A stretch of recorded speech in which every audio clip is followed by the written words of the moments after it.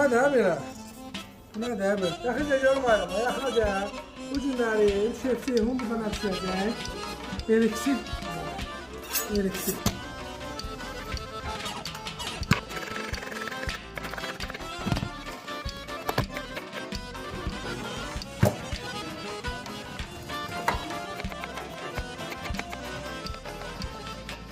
Əsas eliksir zəfəridir.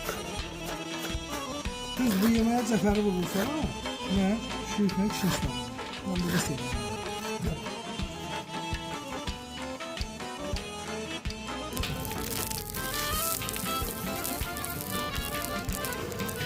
Yemek yetti ocağa bak közde pişir. Göğsünü tam közde. Kadına su dökmek lazım değil.